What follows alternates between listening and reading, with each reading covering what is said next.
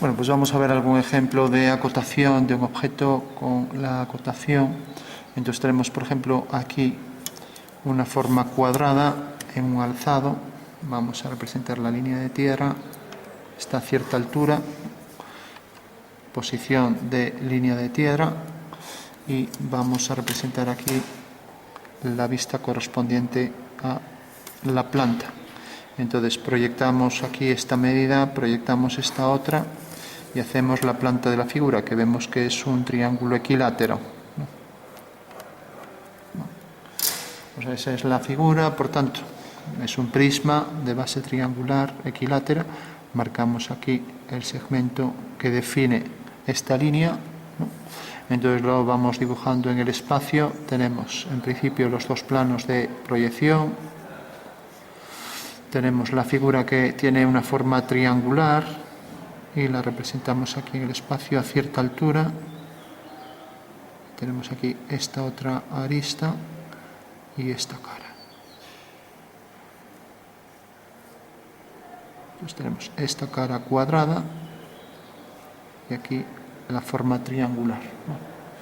Bueno, esta es la pieza y ahora de repente aquí, por ejemplo, vamos a poner una circunferencia.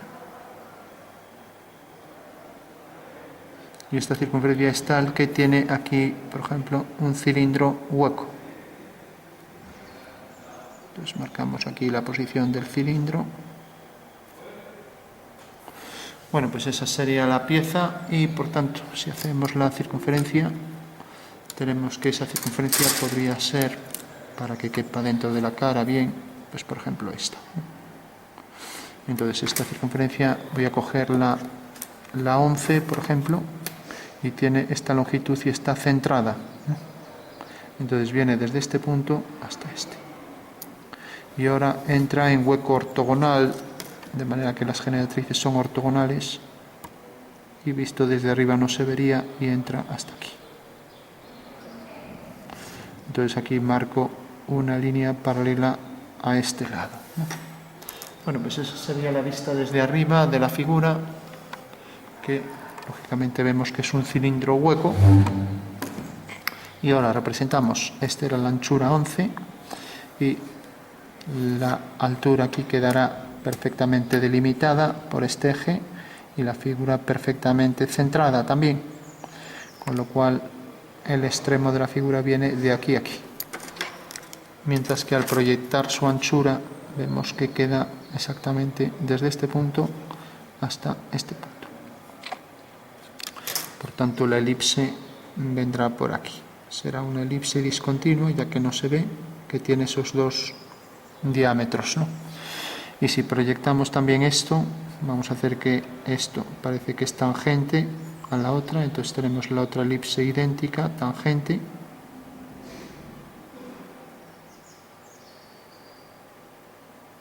Y las dos tangentes comunes a ambas elipses. Bueno, pues eso es simplemente un prisma con un hueco cilíndrico interno, ¿no? Y hay que acotar esto. Bueno, pues como no podemos acotarlo discontinuo, necesitamos acotar la profundidad de esto. Podemos convertirlo en continuo, con lo cual estamos haciendo un corte de la pieza. Y este sería el corte. Eso quiere decir que estamos cortando la pieza por la mitad, y entonces nos deja ver ahí la mitad del cilindro cortado, ¿no? O sea, sería esto. Entonces esto viene hasta aquí y ahora viene por aquí.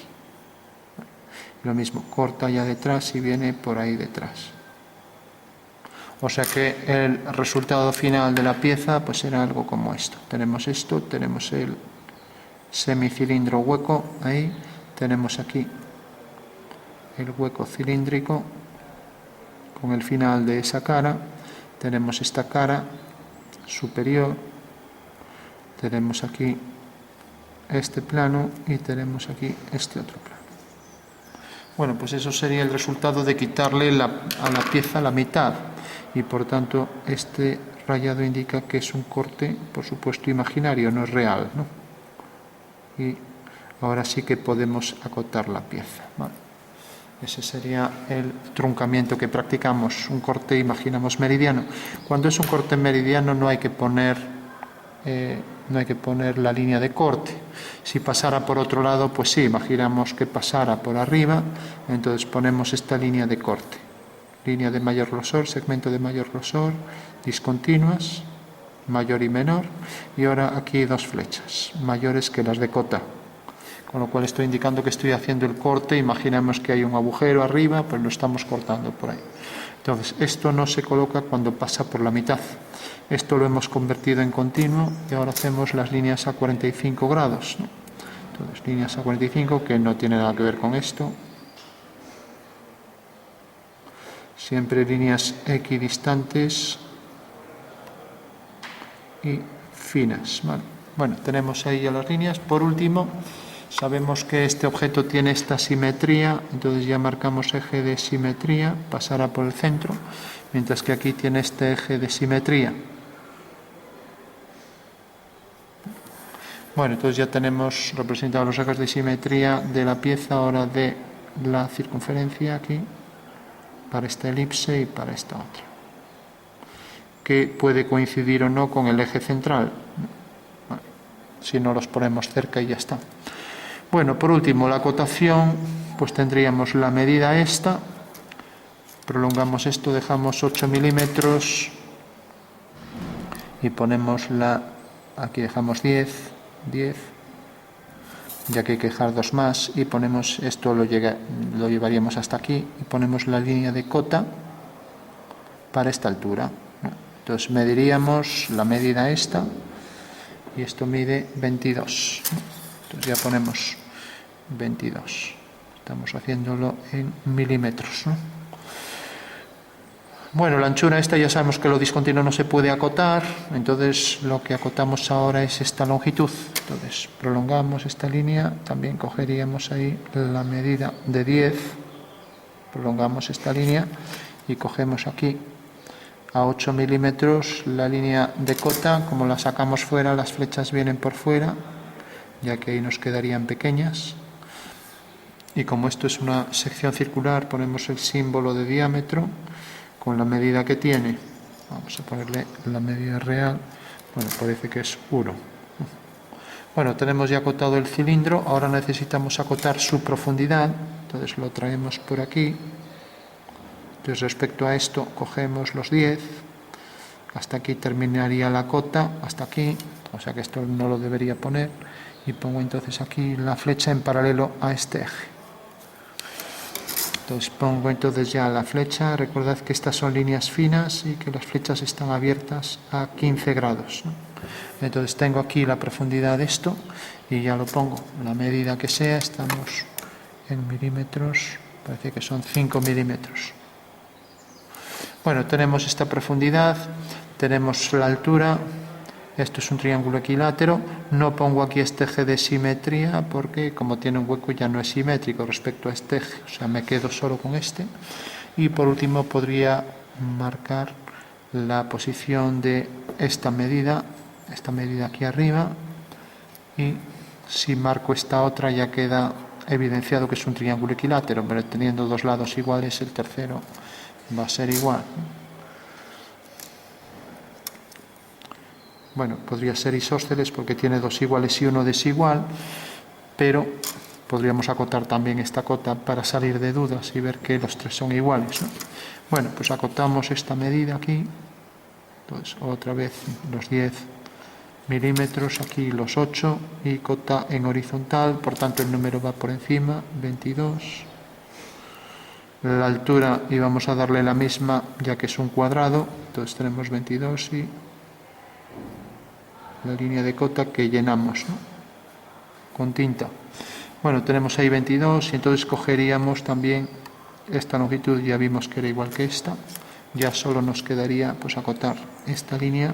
Siempre en las líneas de cota podemos dejar ahí un desfase de 1 milímetro, aquí coger los 10, línea perpendicular siempre a la línea que intenta acotar y aquí a 8 milímetros la otra cota.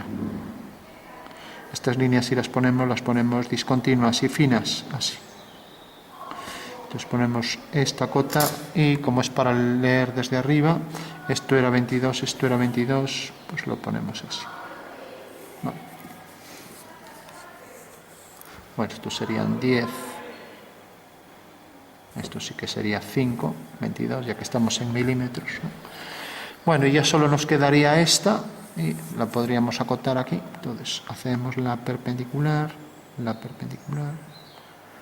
Hay que intentar evitar que se corten con las líneas de cota, y ahora a una distancia de 5 milímetros respecto a la última cota, pongo esta última aquí 2 milímetros y pongo la flecha. Con lo cual ya tengo aquí la longitud correspondiente a esta medida, que será también 22. Con lo cual ya queda evidenciado que efectivamente es un triángulo equilátero, porque las tres medidas son iguales.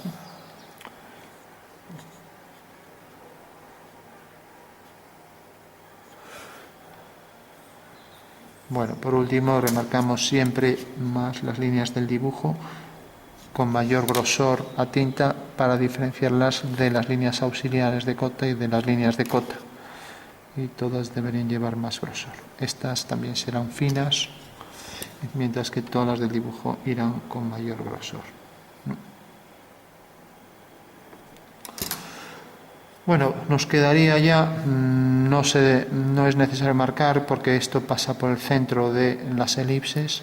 Si no pasara, habría que marcar esta cota desde aquí hasta aquí, por ejemplo, donde quedan los centros de las elipses, y no hay que marcar medidas de diámetros porque tenemos que es una circunferencia según nos marca esto, ¿no? Con lo cual ahí no hay que marcar absolutamente nada. La profundidad también la tenemos y su colocación también.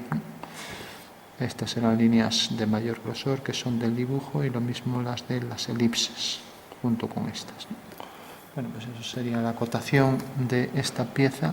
Conviene siempre hacer el boceto así en el espacio, para que se vea, ¿no?